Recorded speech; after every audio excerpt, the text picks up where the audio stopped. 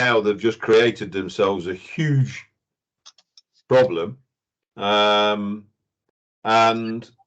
do they need to do, well, they've gone down the road now of replacing all of the fire doors, which I think is a complete total over.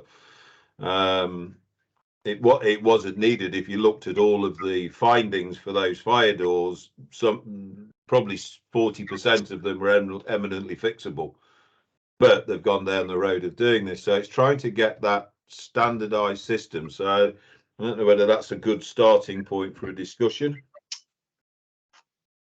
Anybody's got any input into that? Yeah, I think one of the problems you're going to have is the certification bodies. Yeah, they all run schemes differently. So depending on what scheme you're in, is going to have its own set of rules and regulations, which is going to be different to another one. And I think that's the fundamental problem, because it's never really been regulated, and so people have just gone off and done their own thing. I think this thing that they've done with the scaling, because some of the ones that we've done is they're doing kind of they're doing effectively the type 1 fire door inspections, but using people that aren't really qualified to do that, but they think they've ticked all of the boxes, therefore it must be compliant. And I think the thing where we're splitting these out into the type 1 and the competency of that, the type 2, the type 3, this group really is the ongoing one. So, you know, do we need to, when we're doing, if it's had a full type 1 inspection, do we need to be checking things like screws on hinges?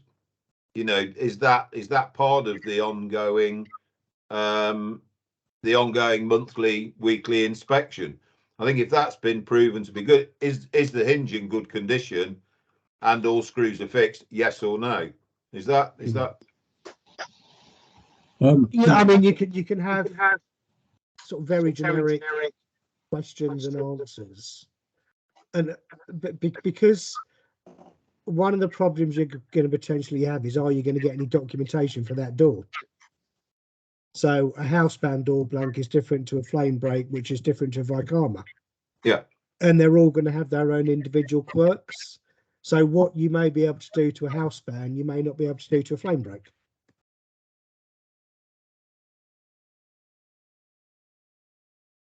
Hello, can you hear me? Yeah. Okay. I'll put a comment on it. I think we're overthinking it. This is about section 3. Is I'm reading what it says on the paper. Type 3, ongoing functional fire door inspections. And I think you already said, Steve, with the inspections done under type 1 and 2 are more robust and more complicated. This is about what's happening with the doors during their lifetime. So we need to apply a very simplistic approach to it. You know, I've already I've definitely mentioned the George. Where I work, you know, where I'm fire safety manager for Plymouth Community Homes in Plymouth. We've got, I think, 15,000 properties. I do fire risk assessments, responsible for about 600, 700 general needs blocks of flats. So we've got quite a few fire doors and communal doors that we need to take account of, and we've got a robust system for checking them, which is based on a very simplistic view for people that have been trained to do that. Look at, and all our operatives have been trained with all our staff that fire repairs people. I can go into that in more detail later, but it's all about 5 or 6 checks on the door. This is what we're looking for. Does the self-closer operate, overcome the latch? Is there the smoke seals in place? We might spot, or expecting to spot, that a hinge is missing a screw, but that's not what we're looking for, because if this screw is missing from the hinge, the door might not shut properly. So we're going to be raising that as part of a repair process. And I think also what we need to link back to is the sheet that was given us from the healthcare door type mentions why they're doing it in compliance with the fire safety legislation, fire safety order. And now we need to bring in the fire safety England regulations into this process and look at what they're asking for within that. And I think we will get there, but keep it simple. We really need to keep it simple in this group. The other groups will consider what needs to be done in that. In group 4, we'll look at the management regime, as far as I see it. But, you know, I've got more than enough, I've got lots of information I can share with you at a later time for you to see. how we're doing it. We use an asset tagging system on our communal doors, similar probably to what you do, Steve. Yeah. And we work really in quite a lot of detail of what questions we're asking to be included within that. That creates the dashboard for our communal doors to be inspected every 3 months or whatever criteria we apply to that. So that's my 2 pence there, and I'll leave the floor for other people to have their point there. I think you're right there, Paul, and I think you know, some of the times when we go out and do training, at the end of the day, for a regular fire door check, is it going to stop smoke and is it going to stop fire? Is it actually going to do what it was designed to do? That's basically a yes or a no. If it's a no, why won't it do that? I think one of the issues I've got with that, if you like, is the competency of the people that's doing the fire door check. And I think that competency, we're looking at doing this in the software at the moment, where there's a basic competency check for the person that's doing the fire door. So that's either a pass. You've got a series of questions that you have to answer, and that's either a pass or a fail. If it's a fail, it won't even let you get in there to do a fire door inspection. And trying to simplify the actual inspection is great as long as you've got competent people undertaking that, and that's those two don't seem to marry up, and I don't know quite how, you know, to stop it being, as soon as you simplify something, you've got to stop it becoming a tick box exercise, and it's got to be that's the responsibility of the responsible person for the people doing it competent. For us, for example, all our staff have received toolbox talks. They get given a presentation, video, like whatever time it is. It takes at least an hour to give a simple overview of what a fire door is, and then there's ongoing refresher training when necessary. They fill in an electronic form whenever they do a check on the door. So we're managing the process. So if they over-report because they don't understand what they're reporting on, we can monitor and manage that and deal with discrepancies. We then can look at trends for what doors are coming up for repairs.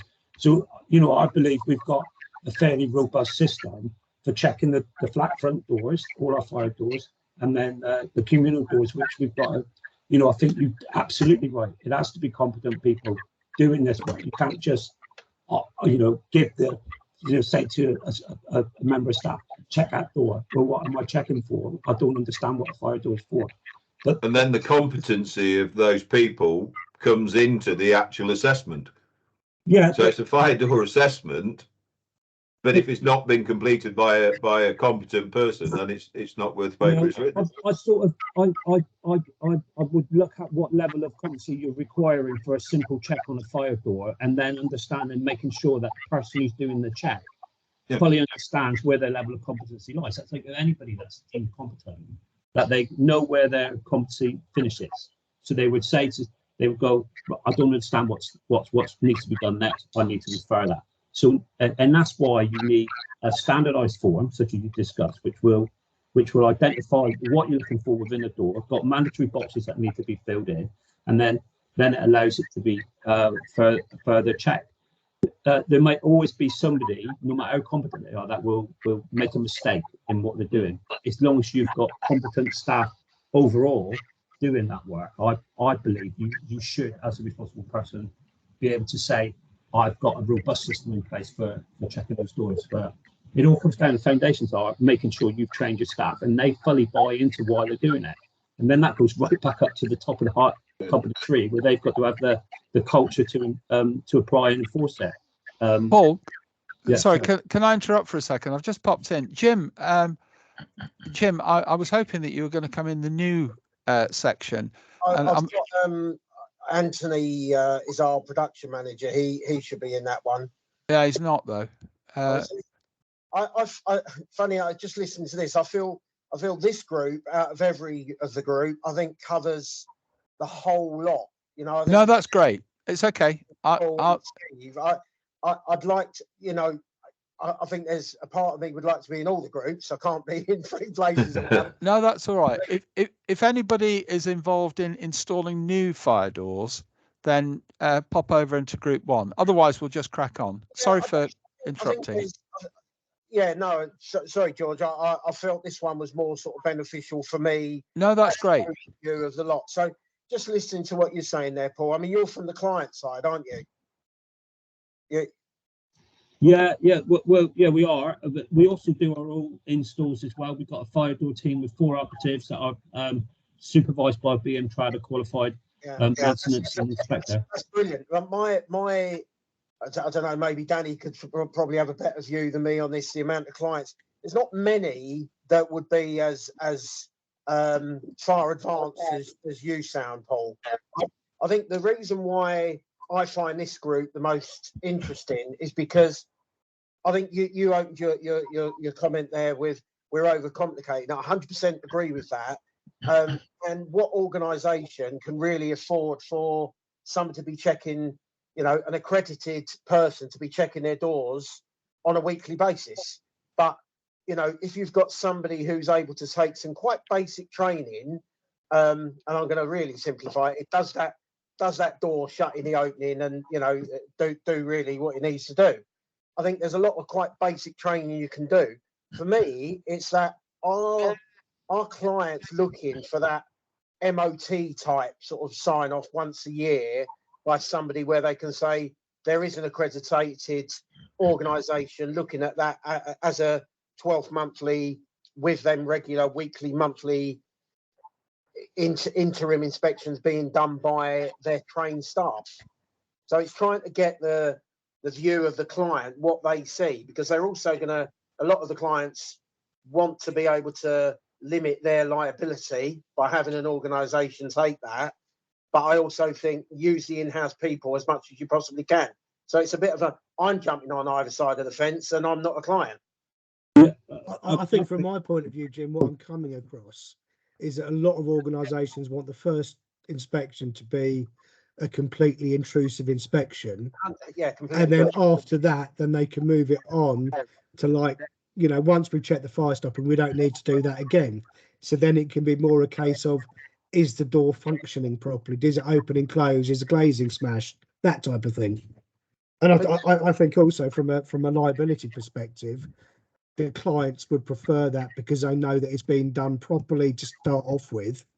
And then as long as the remediation works are picked up on, then they can use their own in-house teams, such as Paul's doing, train them up to do the sort of 6-point checks. Yeah.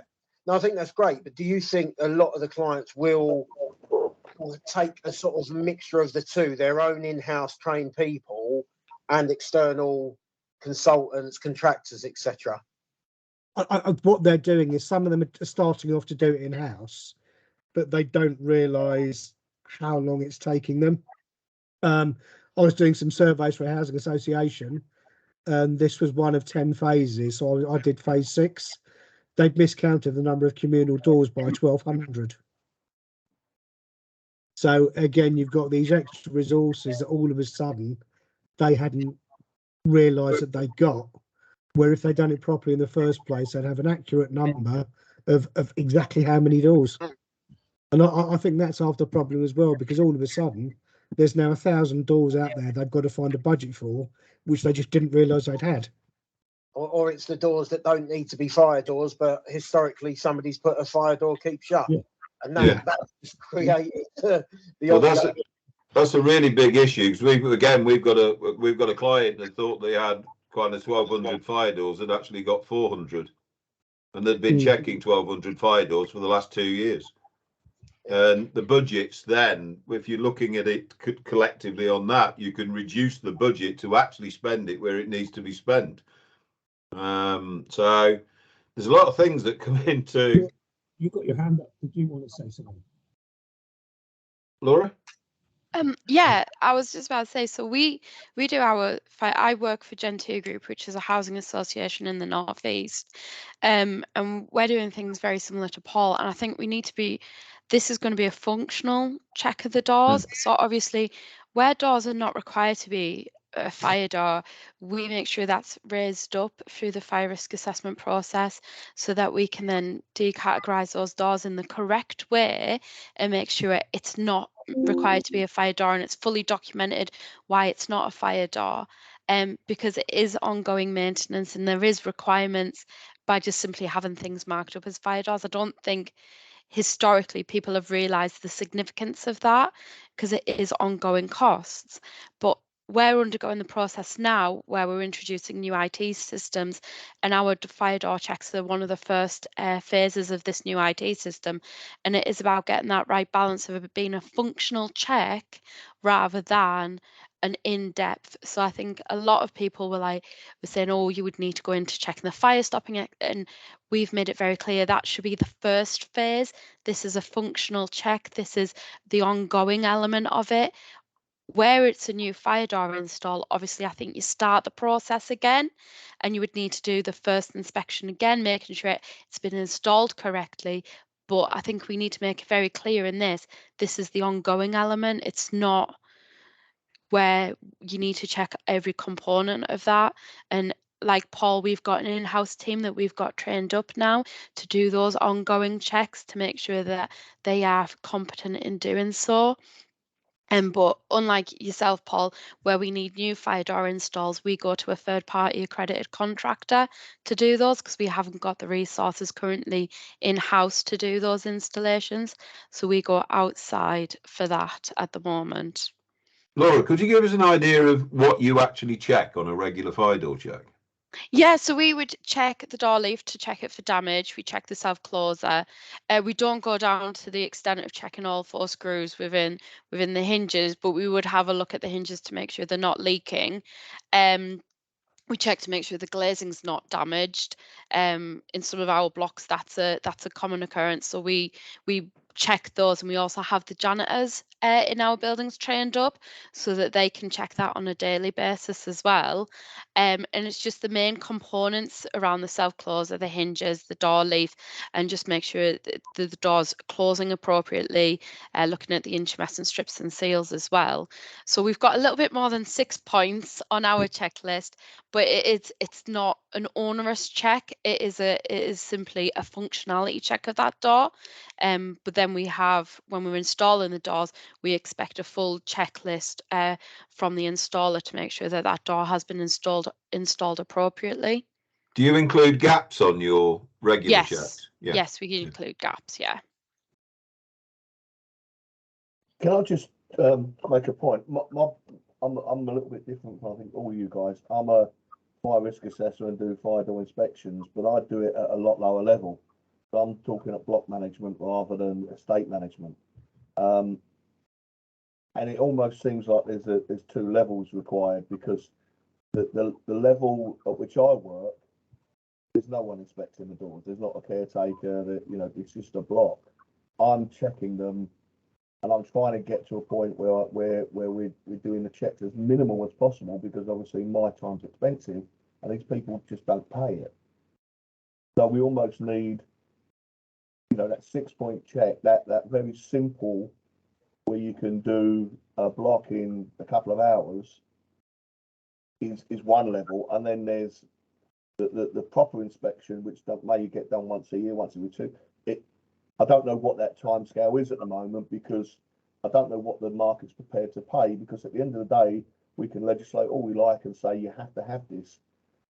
At your level, at that estate level, understand it, you've got the setup there, but at the lower level, maybe 1 or 2 blocks with a local management company, they're not going to do it. And that's my concern with all of this, is that the legislation's there. I'm a fire risk assessor. Most of my customers haven't had a fire risk in 10 years when I get there. So there's a great risk that it will just be ignored because it's too onerous, and then nothing gets done. That's my concern with all of this. And I know I'm coming from a slightly different angle than you guys, but that's my feeling on it. And it needs to be, it almost needs to be, from my point of view, 2 inspections. That very simple, once a year you go round, or once every 6 months you go round. I don't think weekly is a realistic thing on some of the smaller estates that I operate on. I think you're right, Paul. I think you're really right on the fact that, you know, it does have to be simple, and there's different levels. I think the issue with that, from my perspective, is that I can near on guarantee clients will hang, if you come up with a scheme they will hang their coat on the cheapest option, which is going to be the quick regular fire door check. Yeah. If it hasn't had the other ones behind that, those fire door checks are at best not really worth much, but at worst dangerous. Because the door may have, you know, if it's not been installed properly, it's not acting as, you know, all the things that you know. And I think that's the danger. We have it with clients where you say, you know, you can either do a full fire door inspection, you can do a quick fire door inspection if you like. All of those tools are in. Well, we'll go with the quick one. Well, have you had the other ones done? Well, no, yeah, we'll sort those out. Like, it's always the cheaper option and the tick in the box that we've kind of got to get over. Well, what I've been trying to do with that situation is rather than work on an inspection basis, work on a annualized or contractual basis, so that they're signing up for, let's say it's 2 a year on the doors. The first one is done by me, the second one is done by them, but using my software or whatever, similar to yours, that they would have an access to a very simple that they would need to then take images or whatever. So it's I then sign it off as the simple one, and then I go back the one after that and do the extensive one to make sure that at least they're getting one a year where it's up to standard. But that's obviously that's just the way I'm trying to make it work. I just want to. I think you made some valid points, Paul and Steve, about the checking process. But I think there will be landlords that will go, I'm only going to do the minimum, but they will be challenged either by the housing authority, the regulator, or the fire and rescue service. And the worst case scenario will be following an incident where there's been a fire and something has failed. So they'll be looking at their records out. So then maybe it's a bit like the Grenfell situation where everybody seems to think they're going to get away with it until there's a disaster. But that's the bit that I always use with my employees when I'm talking about when I want funds or I want something done. I use when you're in the coroner's court at the inquest, trying to explain why you did or didn't do something. And unfortunately, it may be that it will take the time for that to happen before the less diligent landlords will start putting systems in place. But also, we go back to the type 2 check that we were talking about. Really hard to find the records of a notional fire door, and then accept that as being a compliant door. So you do have to do it based on, I think, a mix of the type 2 check and the type 3 check. Does the door, is it fit for purpose? Does it look all right? Does it smell like a door type thing? You know, if it looks like a door, acts like a fire door, and it's got most of the components of a fire door, then it'll do its job. And then we need to have faith in that. And then that's, as a landlord, you keep that as your records for your checking. I think also you can't check every single door with that robust level of inspection that you might use at a level 1 or even a level 2, but you sample some doors. So you get an agency in to do that. The most important part is getting the door check process in place and keeping records of it to show due diligence. And the phrase that they use in the regulations is about best endeavours as well. So act as a responsible landlord and you'll be treated like a responsible landlord. Act as somebody that's trying to escape liability and responsibility, then you will get caught out. And hopefully the whole process of this, whole thing of this, about weeding it out. And sorry to labour on, one other point is the residents have got a voice in this. The regulations talk about the residents having a reporting system in place. Landlords will need to do that. Residents, if they don't get given the support that they need from their landlord, have got other avenues to go down now, written in legislation. So hopefully we'll start weeding that out.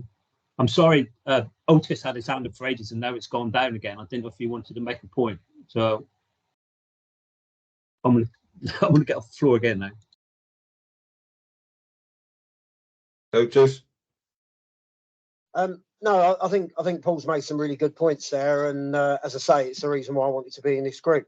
I think for me, it's the extremes for various areas. You know, the extremes of clients. You know, from Paul's point of view, if we had dealings with a client like Paul, you know, that's one extreme. The other extreme is somebody who's like, well, it's okay, it shuts, that's it, you know. And it's the same with the door inspectors. There's a lot of people, like anything, you know, new, they're jumping on the bandwagon, they'll do an online course and then they'll go out there and put the fear of God into people. And it's trying to get the right balance. And I feel that definitely use the staff that you've got, completely supporting of that. Once they've got their quite basic training, you need to use them.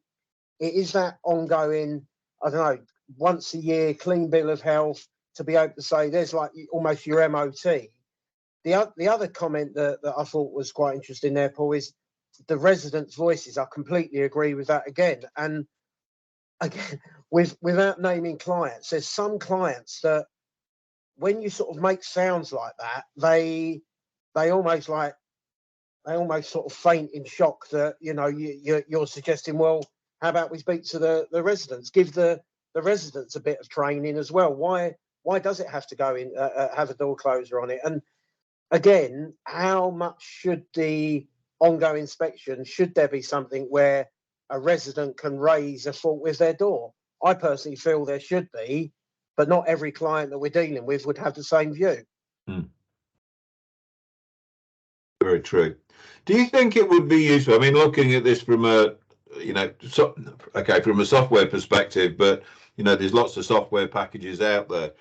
Do you think it would be useful to have a kind of algorithm within this that we use in other risk, a basically red, amber, green system? So if a fire door's had I'm just taking this as a whole, a type 1, type 2, type 3 and a type 4 check, effectively it's got a green and it's compliant. If it's got a regular check and it hasn't had a type 1 or a type 2, it gets an amber. So it's looking at, rather than looking at the individual check, it's the cumulative checks that make the door compliant. I think you've got to be very careful. We spent the last 5 years building our app and, you know, so many people doing exactly the same. What I've come to learn is that it's like anything, you know, a computer's great, but it's the person using it has got to have the ability. So, you know, having something built into the system that flags up, yes, I think there's an element that it could do in certain areas, because, you know, raise that up as being a high profile. I do believe that sort of, it comes down to the person doing the survey has to have the appropriate training to also work with that system, whatever that system might be. Yeah, that'd be my view on it. I think you've got to be very careful. I've been in the asbestos industry for 30 years as well, so you don't have to remind me of that one, I can assure you, for competency. But there we go. We use a report that's created from all the information that's gathered. We use a total mobile system. Our operatives, when they carry out a check of a front door, they also do the fire alarm checks. Whenever they go there for whatever reason, enter any flat, they have to carry a fire door check. So some doors might be checked 3 or 4 times a year. And then from that, we create a report, and then we also identify the ones that haven't been checked before. I'll give you this is a quick dashboard of what we got, and I'll just show you it as an example.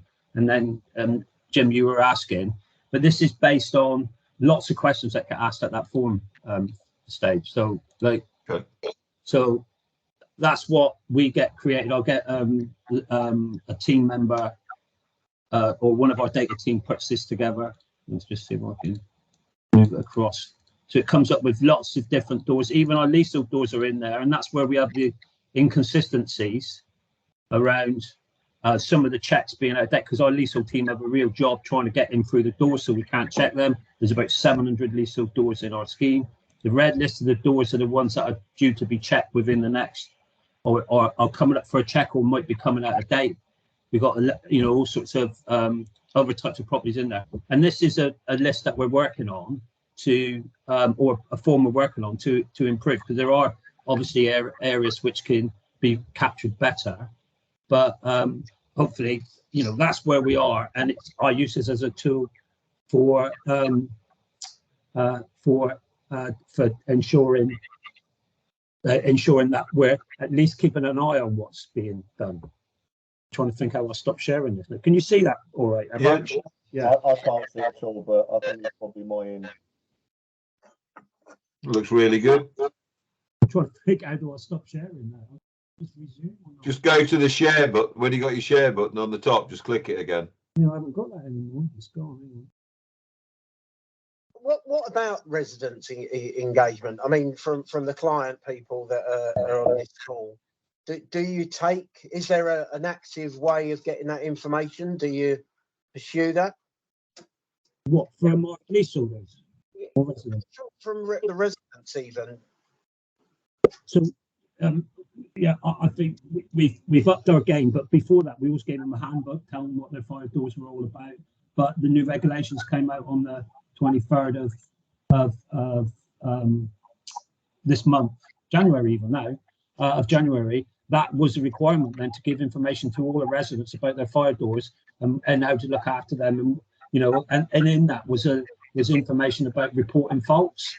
So you know, that's correspondence that we're still putting out now. The challenge that I have stopped sharing that, haven't I? You're not seeing? No. Have I not stopped sharing? All right, hang on, pressed it now. Stop sharing. Sorry. Yeah, the challenge that we've got with some of it is interpreting when doors need to be inspected, because the guidance and the regulations says buildings over 11 meters once a year for front doors, every 3 months for communal doors, but it doesn't say that. It's not clear. It's ambiguous with below that. You look at British standards and other guidance, it says all doors should be checked at least every 12 months. London Fire Brigade say every 6 months. So would you get your balance on that? And I'm having departments come to me say, oh, we're going to check our leasehold doors and buildings under 11 meters at a policy that suits us because we haven't got the resources. And I say, well, that's not acceptable. I need it done at least every 12 months for flat front doors. The government could have helped us by making it mandatory, and they haven't. They've said 11 meters is where it's mandatory. Under that, it's, you know, even 11 meters is best endeavors. Under that, it just says you should do this, you should check this. And that's a bit frustrating from my point of view, because Jim and Steve both talked about the loophole. This is the loophole that these responsible people will have for not doing it every 12 months. They go, I can't get around every 12 months. I'm going to do it every 2 years or so, you know? So, but yeah, the difficulty, some residents engage with us, others don't. Some of the leaseholders is really difficult because you'll get leaseholders that sublet. So you can't get in touch with the leaseholders. They might not even live in this country. So how do you get in to check a door if you're supposed to communicate with them? Ongoing challenge. From a tenant engagement point of view, we've done a leaflet, but we've been doing that for years. We've held drop-in sessions. We've been out to each of the blocks of our high-rise buildings, and we've held sessions within the blocks so residents engage. We've updated our website. We've advertised it on social media as well, because a lot of our residents use social media. For our leaseholds, we've dropped letters at the leaseholds, and we've also emailed them as well. So that accounts for anyone that's overseas. And I know what you're saying, Paul, about it only saying 11 meters over. We've took the policy that for any building under 11 meters, all doors will be checked once a year, namely because the communal doors, it's literally only probably 1 or 2 communal doors that are open, probably opened once every 6 months. So they're really not seeing that much activity, those doors. So we took the policy of all doors will have a functional check once every 12 months. I think in regards to the NHS document, it's advertising a functional fire door check, which is what we're doing in line with the regulations set out in the fire safety regs. But one of the things it doesn't advertise in the document is checks by fire risk assessors. So even though we do a functional check with our competent staff from our repairs and maintenance team, our fire risk assessors will also do a sample check of flat entrance doors during the fire risk assessment and a check of the communal doors as well. And that layer of checking isn't within this document. And I think the whole idea, what the government is trying to introduce since Grenfell, is having these multifaceted layers of checks to ensure that if there is, heaven forbid, ever a fire within the building, you can demonstrate your layered approach to reducing the risk within that building. Now, we're adopting that through the functional checks, our fire risk assessments, and our ongoing maintenance. Also, when we're introducing new doors, the checks that go on with there, and where we've got any notional fire doors, we're doing a notional fire door assessment as well, which I think is similar to this type 1, 2 and 3, but obviously it's not including that fire risk assessment approach within there, which I think as a housing association should be introduced, and I feel that's what Paul was trying to sort of suggest as well. There needs to be the fire risk assessment check, but housing associations also need to take on the responsibility for that ongoing functionality of the door. I agree with that. The problem you get as a fire risk assessor, because I do that as well. I'm a accredited fire risk assessor with the IFE, so I have to do fire risk assessments. I concentrate on a high-rise block, and we try to sample about 10% of the flat front doors, but you won't get people opening the door to you, so you can't check a door. So you're walking around looking for a resident walking in and out. Said, "Oh, can I check your door?" You ask politely. The other issue that we've identified recently, COVID is one that's stopped a lot of that, but also persons that may have a behavioural issue that you need to be aware of before you carry out your risk assessment in those blocks. That needs to be taken into account for health and safety reasons.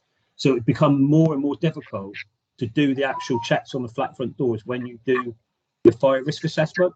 And that's why this document that we use for the spreadsheets and getting the operatives to go in and do that completes that element of the check. So doors that don't get checked every 12 months, that get identified on that spreadsheet, we make a point of going to visit as part of a scheduled visit then. So we can close that loophole or that weakness that we've got in our system. Paul, sorry. We're all waiting for you to come back into the main group. Oh, so sorry. Thanks very much. All right. So do you know how to do that? Just go back in and resume on the original link. Right. Thank you.